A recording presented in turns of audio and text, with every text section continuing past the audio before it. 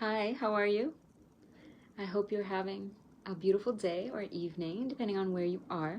It's morning where I am, and I'm continuing with my daily musings. And so yesterday, Gina commented on one of my videos and said that she has fibromyalgia, and that got me thinking. I've also had autoimmune conditions. I've actually had them for quite some time on and off. And over my experience as a trauma coach, I realized that autoimmune conditions occur not by coincidence, but by trauma. When we carry trauma deep inside, eventually on a cellular level, on a physical level, the body starts to turn on itself. So deep trauma. And then stress can be a big trigger. So if we have trauma and stress, which is what happened to me, then the autoimmune condition can just have a sudden onset and it can be debilitating. Sometimes we just take a lot of abuse or stress or trauma and we carry it for a long time, and then the autoimmune condition begins and it's chronic because we haven't released stress and trauma for so many years. Thirdly, environmental toxins. When we are exposed to toxins, we can start to have autoimmune conditions, and cancer can be triggered like that. In all of this, epigenetics also matters. It matters if we are living a happy lifestyle, we're eating the right diet, so we can turn off the gene expression for cancers and other things.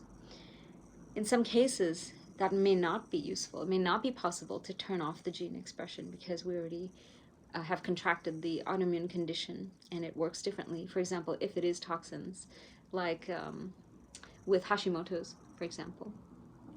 So I've actually had a few clients who've had fibromyalgia. I've had autoimmune conditions, skin conditions mostly. I know people who have alopecia where their hair is falling out. And these conditions are not happening by coincidence. We have trauma, we have stress, we have accumulated trauma and stress, and then the body starts to react. Because the body remembers everything, and the body needs to release in order to stay healthy. And so we must look for ways to heal, to release, to get treatment, and whatever it is that we need to do to then also maintain a positive and stress-free lifestyle to the extent possible. Stress is always out there in our circumstances all the time. It's how we cope with it, which is why mindfulness practices are so important as well. We've got to be able to find that balance so that we can not only function, but thrive. And right now, if you look around, what happened in Beirut yesterday was a huge shock. I looked at that video and it was mesmerizing and shocking, and I have a friend who has family there, so I immediately messaged him and I asked him, are you okay? And he said, yeah, I'm okay, and my family was not there, so super fortunate.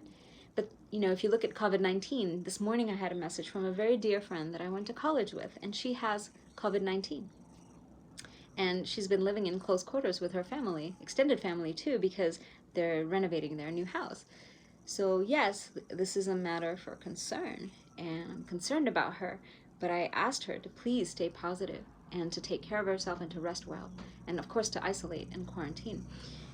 As we navigate through all of the challenging, stressful circumstances in the world, plus we're carrying trauma and stress from the past or from our current emotional makeup and situation, perhaps we're lonely, perhaps we're depressed, this is all connected. So trauma is connected to autoimmune conditions, connected to meditation and other stress releasing modalities that we could use, like Tai Chi or yoga as well. So it's really important to go inside and look at our own situation. What's our history with trauma and stress? How well are we doing with exercise, with sleep, with diet? Are we eating very clean, organic foods? Are we eating mostly plant-based and whole foods, not processed, high-fat, saturated fat, refined, deep-fried? These things all make a difference, and so lifestyle is really important. And if you've been following our Beyond Medicine series on Facebook with Dr. Margaret Cornelius, we will be discussing more on autoimmune conditions. So stay with me. I'll see you tomorrow. Lots of love, and bye for now.